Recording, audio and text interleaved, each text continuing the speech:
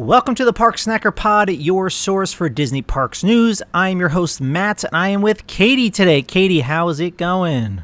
Hello, it's going great. It's a short work week for me. We're off on Friday. We're going to go hit up a different lake than the normal lake that we usually go to. So excited to spend the weekend with friends. What's going on with you? Not much. It's just chill, another regular work week, nothing exciting happening. This weekend, we just got some friends visiting Saturday and Sunday, so we're excited for that. But otherwise, just chilling. I am, as of today, August 17th. This comes out on August 18th, but I'm exactly 1 month away from my trip to Disney, so I'm like, we're all getting like super stoked. I got some, of course, some more updates on that today that I'll share. Nice. But yeah, everything. I feel like it snuck up. Like all of a sudden, it's a month out. I feel like it was so far away for the longest time. Now all of a sudden, it's like, oh my gosh. I know. 1 month. I know. Well, we were planning this last summer, but we were supposed to go in March. When did we start podcasting again? Wasn't it like late fall? I don't remember. I have no idea. Yeah, I don't remember either. It feels like forever. I know. I can't remember the first episode. I have no concept of time anymore. Yeah. But yeah, we had it booked for March. But we ended up buying a house and moving beginning of February. So because of that, and my daughter's starting daycare, we were just like, it's too much. We didn't book anything. We were just planning to go. We were like, let's just go in September. Cora's now going to be a bit older. So, I think it worked out for the better anyways. So, sweet. But yeah, so we got some good stuff to talk about today. A bunch of quick topics. We got a lot of good stuff there. Two main topics. One is some rumor talk, which I don't like talking about rumors just because it might not happen. But I think this is pretty much going to happen. It seems like there's going to be a Walt Disney update to Enchantment. So we're going to talk a little bit about that. And then EPCOT announced that there was going to be some more 40th. I shouldn't say. So EPCOT's preparing for the 40th anniversary, but there are 3 returning tours that you can go on. So those are finally coming back, which is fun. So let's just get into it. But before we start, let's talk about, our sponsor, Park Snacker, of course. It is a free mobile app where you can rate, review, and discover over 60,000 menu items at Walt Disney World. You can connect with your friends to see what they're snacking on, browse menus, create custom lists, and so much more. So head over to parksnacker.com to download the app, available on iOS and Android. Again, go to parksnacker.com today to rate and review what you eat and drink at Walt Disney World.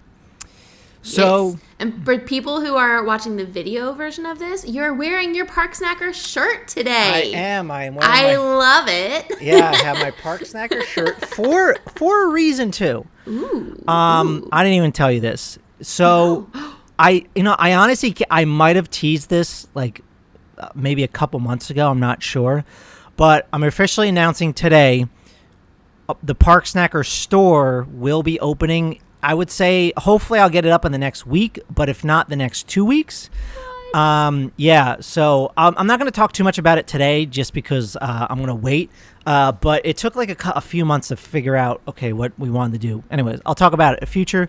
But yeah, I am wearing a Park Snacker shirt just like with our logo on it. But there's some fun things going on there. So nice. Yeah, look out for that. That's going to help support the app and everything. So. But yeah, so coming hopefully next week. I don't know promises. Schedules are always so busy, so I don't know when I have time for anything these days. But at least in 2 weeks, so we'll see what happens. But nice. So yeah, that's very exciting. I love it. Yeah, we're really pumped. A lot of the designs are going to just be with Park Snacker stuff, but I have to bring out my old creative graphic design juices, which I haven't used in a while. So I'm going to try to come up with like other fun, designs based on snacks in the parks and stuff like that. So, just so it's not like Park Snacker, logo stuff, but like fun T-shirts that you would want to wear in the parks, and well, not just in the parks, but support the your Disney. What's the word I'm looking for? Your Disney. Oh my God, I can't think of the word. I'm blanking on the word right now. Like the your influencers? Disney, your Disney fandom, so you can support your Disney fandom and wear it around everywhere. So, yeah, I am not good with words, so. And yet we have a bunch. I know. This is why I have a podcast, so I can get better at speaking and talking. I'm proud of you. I might have shared this before. I did grow up with speech, issues. So it's always been like a, growing battle with me. So. Well, I'm proud of you for the growth. Thanks. I appreciate it. I have gotten better at telling stories. So if you know any of my friends, I've been made fun of my entire life, but I can't tell a story. So. So let's get into the topics. So first, I want to actually poll you guys, the audience. Like, I feel like I really like doing these quick topics, that Katie and I could just kind of run through, but it does take like 20, sometimes 30 minutes to go through all of these. So audience, please let me know. Tell me however which way possible through Instagram, Facebook, email, matt@parksnark.com, text me if you're a friend, whatever. Would you rather have the quick topics at the beginning of the show, or do you want to have the main headlines at the beginning? To me, I kind of like going through like the quick topics, like because they're more fun. So maybe you want to save those to the end, or maybe you want to hear that at the beginning. Katie, what's your preference? I'm just curious what you think.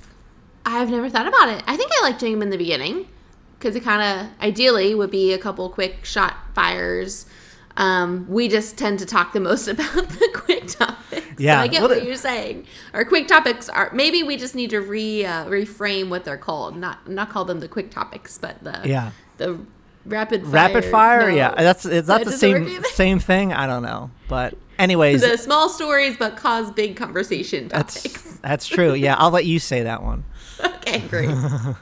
But yeah, audience, let us know what you think. I'd love to hear from you guys to see if you want quick topics at the beginning or the main headlines, main topics that take a little bit longer. So, all right. So first up, I need to clarify something that I said last week.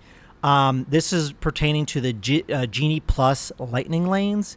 Now, I had said, I read an article right before the show started, and I either read the article wrong, I just wasn't understanding, because, Genie Plus is just always so confusing. So I said last week that if you were park hopping, you can't make any lightning lane reservations until you're in that park. That's not true. I apologize for that. That is not the deal, what's going on. What I'm about to tell you isn't any more fun, but it's better than what the alternative was, which I said last week. And if you saw the video feed and saw Katie's face when I announced it, you'll know. But so I'm reading this because I took this snippet from Disney Food Blog just because someone writing it is much more articulate than me. So reading this. Genie Plus lightning lanes book up throughout the day, and the next earliest available option is what you're shown. So previously, guests with park hopper tickets who purchased Genie Plus were able to book lightning lanes in their second park at 7 a.m. The lightning lane return times would automatically populate with 2 p.m. or later options, since that is the earliest you can park hop right now. With the new rule, guests with Genie Plus will have to wait to book a lightning lane at the park they're hopping to until the return time reaches 2 p.m. or later for all guests, regardless of whether or not they're park hopping. So if you're booking a lightning lane for the park you're hopping to or later, you'll have to wait till the next earliest available window is 2 p.m. or later, end quote. Does that make sense to you, Katie? Are you understanding? Are you following here? Yeah, it makes sense. I don't like it.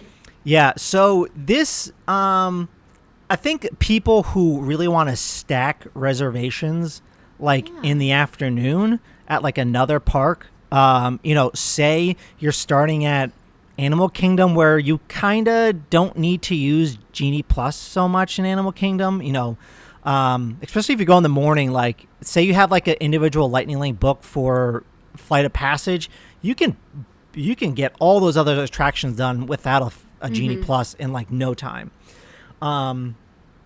So then, say you're park hopping to Hollywood Studios, you'd be able to stack lightning lanes as your morning goes on. You book one, say you get like a Slinky Dog at 2, then you get a Rock and Roller Coaster after that or whatever. You can't really stack anymore. To me personally, I don't see this affecting me just because I plan on using stuff in the morning, so I'm not gonna feel like it's gonna be an issue. But I can see some people this. I feel like I see a lot of like vloggers and YouTubers do this where, because park hopping pass or the park reservation pass is kind of crazy. Where, I see people scanning in at like EPCOT and then hopping over to the park they go at, but they stack, lightning lanes. So that's the new rule. Sorry for, the error last week, but I just want to clarify this week. So, Katie, what are your thoughts on this? I don't like it. It is what it is, honestly, at this point, right? You have to take what Disney gives us. I feel like this is going to be better for some parks than others, right? So to your example, if I'm at Animal Kingdom in the morning with Genie Plus, I'm hopping to Hollywood Studios at 2 o'clock. A lot of the studio rides probably will hit that 2 p.m. mark faster, earlier, right? So I can see in that situation how it would be helpful if you're doing DAC in the morning, studios at night. But like parks like Magic Kingdom or, even, I don't know, mostly Magic Kingdom is where I'm thinking it's not going to work out in your favor because there's so many rides and you might hit a couple of them at the who hit the 2 o'clock mark. But at that point, you're kind of wasting more time waiting for it to get to that point at whatever park that you are at, right? Yeah. So, and there's just so many rides that it's pretty easy to find Genie Plus reservations early enough, right? Or like immediately after for a time, whatever. Like I'm not seeing. You gave me your like word thing. I can't get the sentence out either. Do you know what I'm trying to say? Like, yeah. I can usually find Genie Plus. I almost called it Fast Pass. A Genie Plus for Small World within 30 minutes of whatever I'm looking at or whatever, right? Yeah. So I think it'll be hard if you are planning to hop to Magic Kingdom in the afternoon, and especially if you're starting at Magic Kingdom too, right? Because you're going to want to get rides done. I don't know. In some situations, it's probably okay, like your DAC to Epcot or DAC to Studios, but it does make it trickier. I hate the 2 o'clock park hopping thing so much. I think this is really just going to for sure benefit the people who have the one-day tickets that are not park hopping, families that are going, once a year, whatever, because, Disney really wants to improve the guest experience. So, they want to make sure that, times are available for those people when they're in the parks. So, I think that it's going to benefit them, which is great. I think they're learning with Genie Plus, they're adapting to this. They're seeing what's going on. I think there's probably going to be a small amount of people that even know that this change is happening. Yeah. It's the people that are in this like Disney fandom community that are like really like on top of everything. We're actually still a pretty small portion of people who go to Disney World. People aren't going to know about this rule. They're just going to go about their day making reservations. So if it improves their experience, great. That's totally fine. So I think it just kind of evens the playing field. Yeah, for sure. I guess is right. Yeah. So that is that. We'll move on from that, but hopefully everyone understands what is happening there. So, all right. So a few things. I think these actually be pretty quick for the most part. Yeah. But so the Halloween party started last week.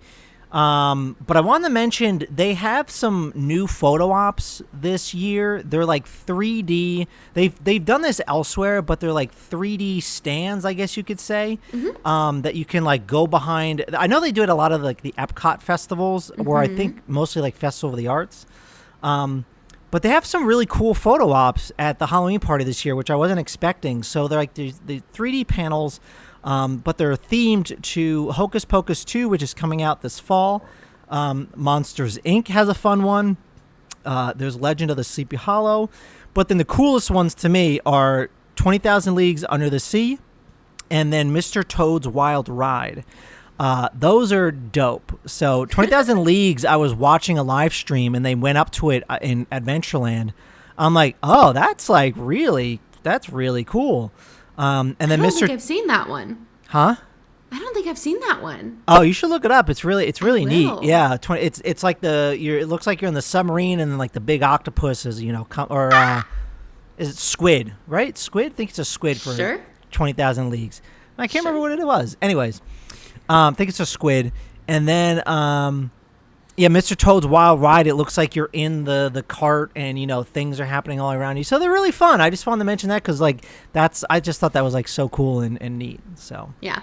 They're really cute. I would die if I could have the Monsters Inc. one in my house. I will say, so yeah, they've done these photo ops during the Festival of the Arts. They also, the past few times I've been to Animal Kingdom, usually have some sort of a stand-in photo op outside the park, right after you get into security, but before you go in and tap your magic band. They've had one. I've done one for Up before. I've done one, I think it was Up. I've done one for Lion King before, when the live-action Lion King came out. So I've seen that in Animal Kingdom as well, but I think there's such fun photo ops. I love it. Yeah, it's so cute. Yeah, that's right. I remember seeing Animal Kingdom have them. Mm-hmm. And I'm pretty sure that I don't know if all of them are available. Probably not Mr. Toad's because Mr. Toad's is actually in Stitch's Great Escape, so it's probably not open during the day. But Legend of Sleepy Hollow, I think, is in the entrance when you walk in. But I think Hocus Pocus 2 is out all day long. I think it's over in Fantasyland because I remember blog posts have showed photos of it during the day, so I assume that it's there. Nice. So yeah, those are pretty cool. So, lots of dates are selling out now too, for the Halloween party. So if you really want to go this year, get your tickets. I'm a little scared because the week that I'm going, which is supposed to be, according to crowd calendars, one of the slowest weeks of the year. Yeah. Okay. The Tuesday night booked out. I'm like, why is the Tuesday night booked? I have no idea. But I'm going to get to my news later, but it could be to our advantage. So I'll talk about that a bit later. And then, okay, so the next thing is, we talked about this before. I'm not going to go quite into it, but the Boardwalk Deli is officially open, of course, on Disney's Boardwalk. It took over the Boardwalk Bakery. From everything I've seen, it looks almost exactly the same. Yeah. There's no big difference. There's new food updates, some new desserts, but this looks almost exactly the same. If we go to Beach Club, if we end up getting Beach Club for our resort, we're still on the wait list for DVC. I'm definitely going to be checking this out as well. So, because when I was there, when I went to Boardwalk Bakery, I already talked about it. This ham and Swiss sandwich, oh my goodness, it was so good. So, but they have this new, I think it's a Reuben, but it looks very similar. I got to try it. Looks really good. Yum. Yeah. So the next part here in the Disney World app, or the My Disney, I don't even know what they're calling it these days, My Disney Experience or Walt Disney World app, they added a new section. It is the transportation section. So if you need more information on the Walt Disney World transportation, you can check that out. It is in the main menu. The menu button is usually with 3 horizontal lines. That's at the bottom of the menu or the bottom of the app. I was looking pretty much through all of it. I don't know if you heard about this or checked it out, Katie. But it's mostly just general information of what you need to know about the different modes of transportation, how to get them. I don't know if this was in the app already, but through there you can actually get directions, kind of like to and from, and then they'll shoot you directions. Do you know if that was in the app previously? So I know that you can use the app previously for walking directions in the park of, say, okay, I'm at Space Mountain. What's the fastest way to get to Splash Mountain? Oh, that's right. Yeah. So you used to be able to do that. I'm checking right now. So they do have the option now in the transportation section where you can, figure out how to get from one place to the other. The search is a little wonky, It's not the greatest, but you can still get what you need. So for instance, like I ended up just, I was messing around with it. I searched like Epcot to Hollywood Studios, and it's funny, it gave me, it's kind of like Google Maps where it gives you different options at the top, like car, walking, bike, train, whatever. So same thing with this, where it'll give you walking, bus, Skyliner. And it's funny, when I did Epcot to Hollywood Studios, it had the Skyliner there, it had the walk, but it also had a bus. But the bus route took me from Hollywood Studios to the Polynesian, and then from the Polynesian hopped on a bus to the front of Epcot. So what? Yeah, but I guess there's no. I guess you can't do park to park. I thought you always could do park to park from buses. On buses? Yeah. Typically, no. But I guess for those two, well, they prefer you. They're not going to have a bus route. I was going to say, yeah. Now that they have the Skyliner. The Skyliner, yeah. So yeah. Anyways, but so Wilderness Lodge, for example, they have the two boat launches. One that takes you directly to Magic Kingdom, and then there's another launch which I always thought was open, but maybe not, because the other launch, it would take you in a circle from Fort Wilderness to Contemporary and then back to Wilderness Lodge. It's just a big circle. But when I tried to look up Fort Wilderness to Wilderness Lodge or vice versa, it didn't show that at all. Like it didn't have that option. So I was like, oh, that's weird. So I'm hoping it's not closed, because, I don't know. That'd be a bummer. Yeah, that would be a bummer. But we've definitely taken that route before taking the direct to Magic Kingdom one, just based on how many people were trying to get on, or if people showed up first. What was it? I don't know if this was. I mean, I assumed it was open post COVID. I don't know. Have you been on it post COVID or no? No, I haven't been. No. Yeah. I did it pre-COVID as well, but I have no idea. So, anyways, it didn't say it was closed, because it had Wilderness Lodge boat launch blue, and then I think it's blue, but the other one's red. Yeah. But you can't get specific details about it. It didn't say one was closed. So I think they still have some more kinks to work out in that section of the app, but it's there if you need anything. So that did just trigger a memory. We did.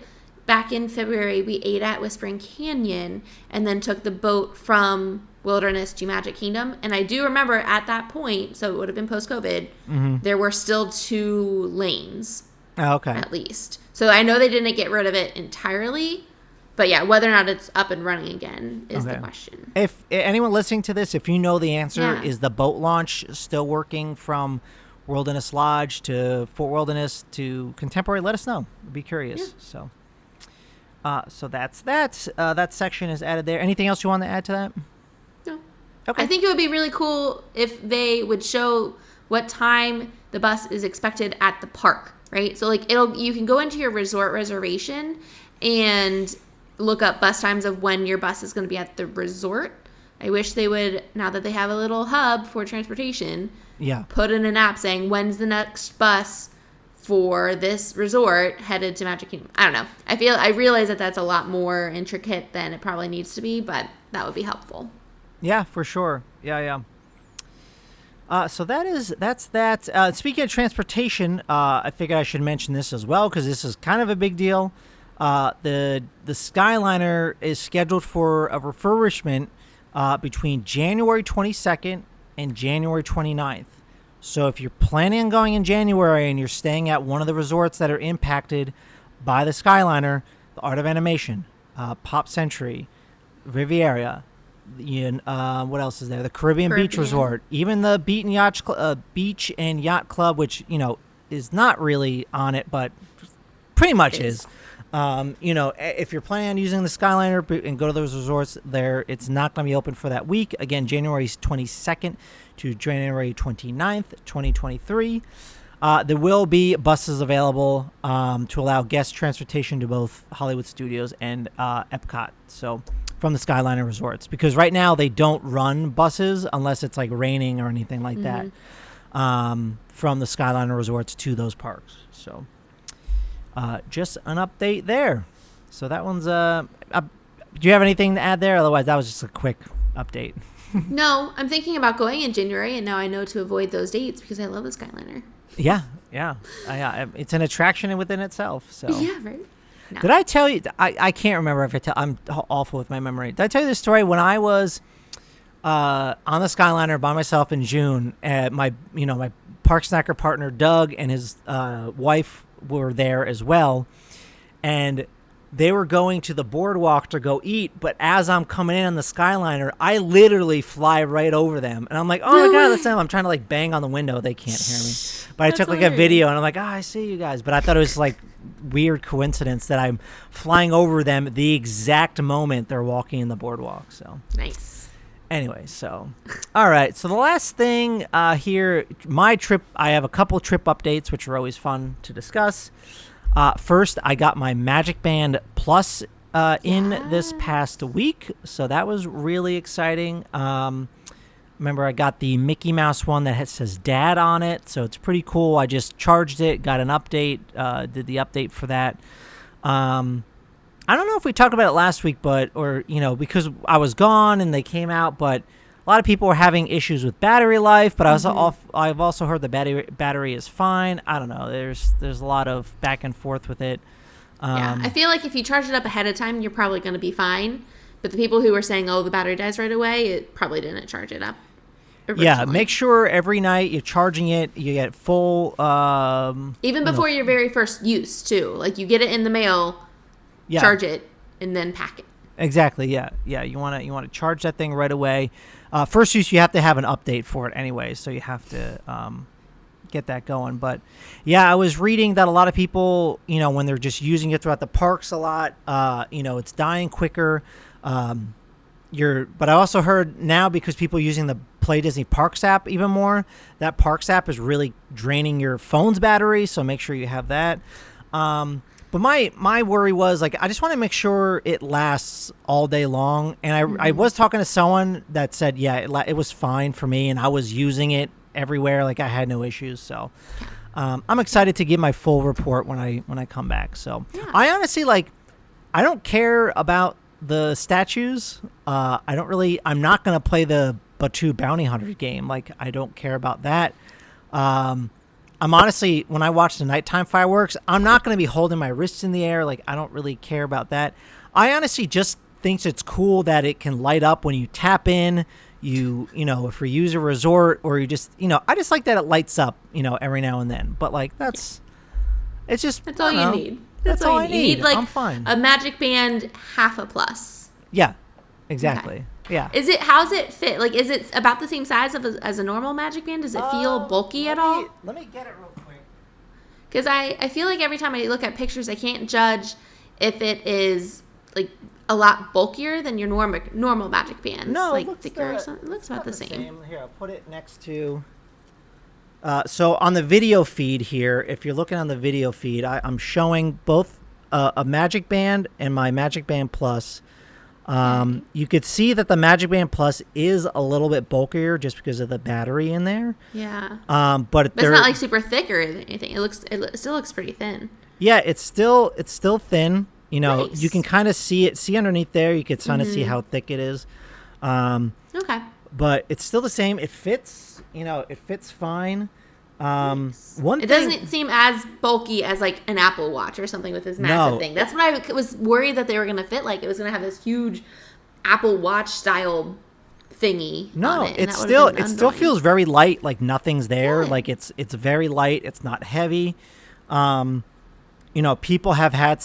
I've read some reports that they do fall off kind of easily, but I lost my Pirates of the Caribbean Magic Band that I was super bummed to lose on my last trip. Yeah. So I feel like all of the Magic Bands popped off pretty easy, actually. Yeah. So I got this Captain America one, which was to replace it, which is fine. But anyways, so but yeah, Magic Band Plus. But the big update is we added Park Hopper to our trip. Okay. Why? You were so against it. No, was I see, I can't. What did I say? I don't remember. I probably contradicted myself. I was kind of talking with my wife a bit more, and I think we just really, especially because we're going with a kid for the first time, we really just wanted the flexibility of just doing whatever we want.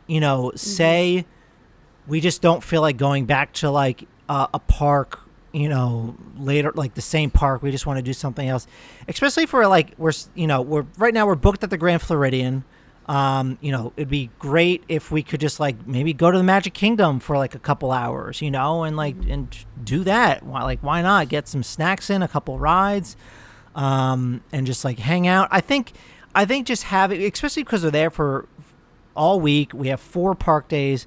Just having the flexibility of being able to go back and forth, do whatever we want. Because I know my wife and I were going to take a mid-afternoon break with our daughter. So I don't know what my mom and sister are going to do. We want to spend as much time as we can together, but I want to make sure they're having fun.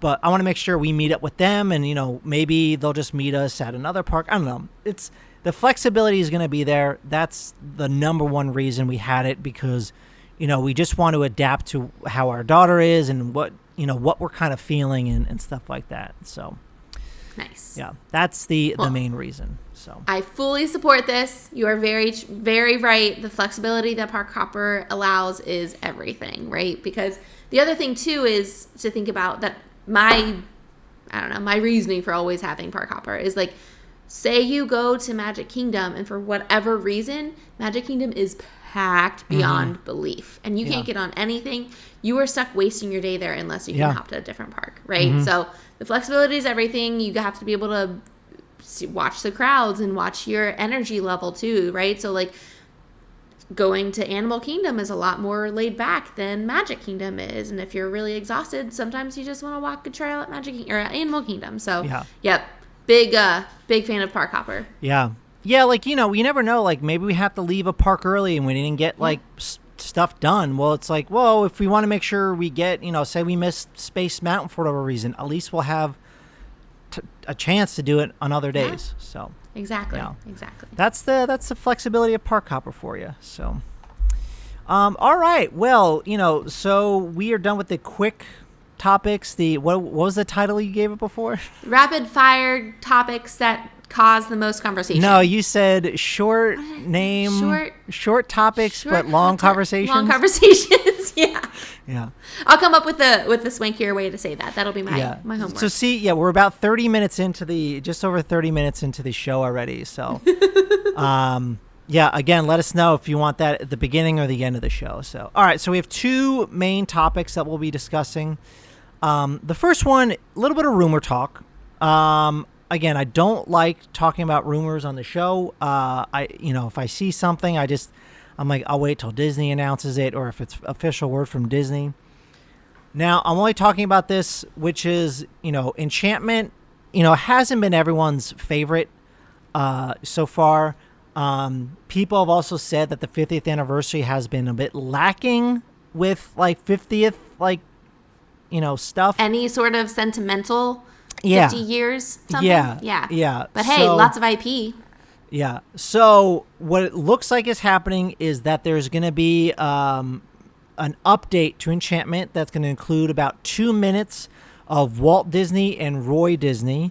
And we know this because there's a YouTuber called One Little Spark. They took a video of testing.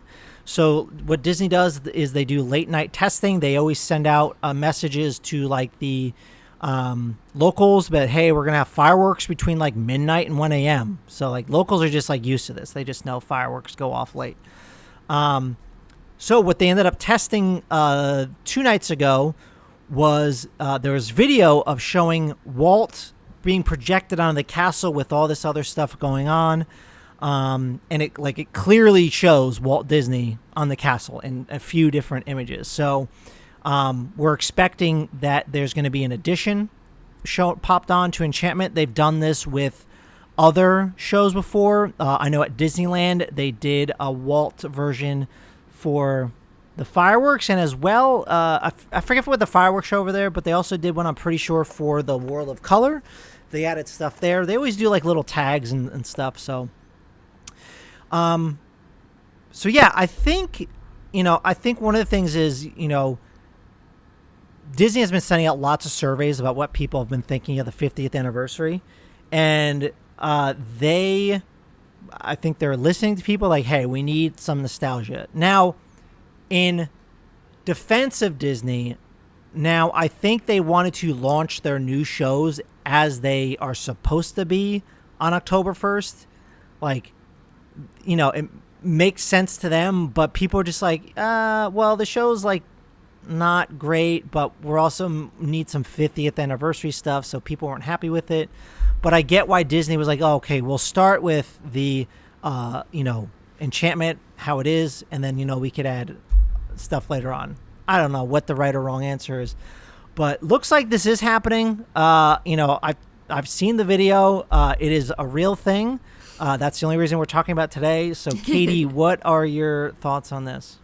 I think that's great. You're right. I think the 50th celebration needs a lot more nostalgia, a lot more Walt action, I haven't watched the video yet. I saw it circulating and everyone's talking about it, but I haven't watched it myself. I don't know why. I haven't. But I have no reasoning. It's not like I'm not trying to spoil it or anything because I have no plans to go. But I'm excited for it. I hope it's a real thing. I hope it is everything that we've been missing. What I want more than anything in the entire world is for Celebrate the Magic to come back, because that show, do you remember Celebrate the Magic before Wishes? It was like a 15-minute castle projection show before Wishes. Celebrate a world filled with magic and wish upon a star. I know the music. Yes, that's right. I do know the music. I don't know if I've ever seen it. Yeah, I don't know. Oh man, there was a big gap. That show makes I don't know. Me cry. Yeah. Because it's so nostalgia and it's so like that is the perfect show that should be in the 50th, right? So adding 2 minutes of Walt into Enchantment, I'll take it. But Celebrate the Magic was just the best little castle projection of like celebrating the magic of Disney, right? It makes sense. Yeah, no, I think this is the right move. They got to add something in, but I guess we're gonna see what happens pretty soon. So be on the lookout for that. I still haven't seen Enchantment, so I can't give any, any thoughts to that. I'm definitely gonna see it in September, and the good thing is now I have a few different chances to see it, except for the one night at Magic Kingdom. So Exactly. Yeah. And what's nice is Magic Kingdom's always open late, so we could always pop over, last minute to go on a ride or two.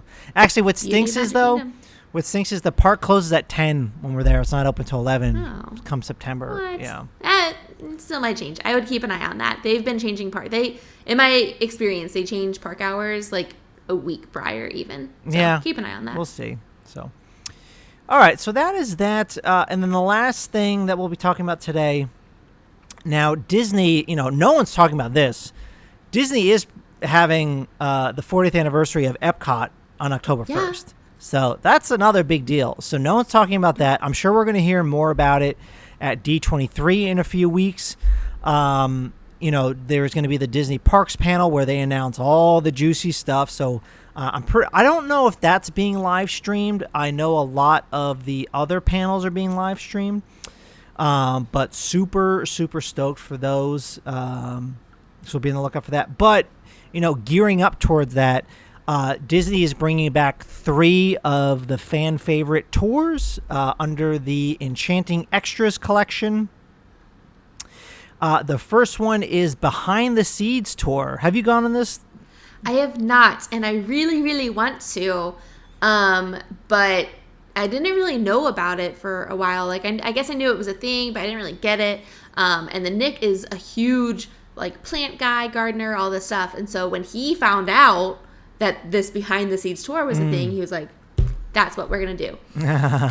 And then COVID hit, and it hasn't been back since. And now we have no plans to go back together for a while. So next time you go. Yes, whenever we do go back, Nick and I together, because I'm probably going to do a girls trip or two, but whenever he finally shows up with me, we are doing this tour because I think it would be super fun and he would love it so much. Yeah, so the Behind the Seeds tour is a 1-hour walking tour that gives you an up-close and personal view of the plants, insects, and fish throughout the 4 state-of-the-art greenhouses over in the Land Pavilion. So, this is the, what you would see when you're going through the Living with the Land ride or attraction. So, it's just you'll be with a cast member. They'll walking around. This is only $35 per person, tax not included. For solid for a Disney tour, behind the scenes tour at Disney, $35. That's not bad at all. So yep, yeah, I love it. Yeah. I would be very excited to do it. Like, we always see people now that I know that it's a thing. Anytime you see a group of people walking through Living with the Land while you're riding it and be like, what the heck are they doing? Yeah. They're on a tour. Yeah. So it's coming back in October. So all of these events, they're going to be coming back beginning October 2nd. So that's when you'll be able to first go on them. The next one is part of the EPCOT Seas Adventure, which they call Dive Quest. Guests can once again dive right into the 5.7 million gallon saltwater environment and immerse themselves into the sea life surrounding the coral reef. This experience offers scuba certified guests guaranteed calm seas, unlimited visibility, no current, and incredible marine life. So this lasts for 2 hours. You'll spend approximately 40 minutes on your actual dive. You'll also get a backstage tour to see the inner workings of the massive aquarium. And again, for this, you have to already be scuba certified to participate. And this is $219 per person, tax not included. So this is one that I will definitely never do. I don't really like snorkeling. I've done snorkeling in the open ocean over the Great Barrier Reef. It is terrifying. I'm also claustrophobic, and I have no desire to ever go diving in my entire life. It scares the bejesus out of me. So that's something I'll never do. But Katie, how do you feel about this? I don't think I'll ever do it either, but I would be so down. I don't ever see us getting scuba certified, but Nick, along with being a gardener extraordinaire, he is also obsessed with aquariums. Like, I can't tell you how much time we spend looking in the aquarium each trip. I tend to go find a bench because I'm like, you can only stare at a fish for so freaking long. But he loves it. So I think if we ever did get scuba certified for whatever reason, I would for sure do this because, like it says, like this is a very safe and easy way to go scuba diving without being in the open ocean and without having to worry about all of the extras. Because I've never even gone snorkeling or anything like that. It, to be honest, scares the crap out of me. So I don't know how I would react to this. I'd probably be okay since I was at Disney. But I imagine since I have to be scuba certified even to do this, that I would have to go in the ocean and scuba dive at some point. So I don't know. I think it sounds fun. And I always love like when we are walking around the aquarium and someone's diving down there. It's always so fun because you can wave and be like, whoa.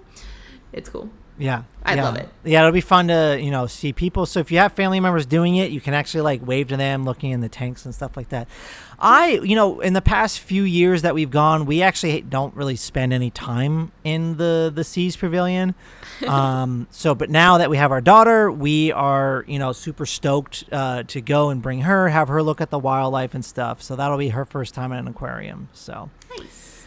And then the next one is again part of the EPCOT Seas Adventures. It is called Dolphins in Depth.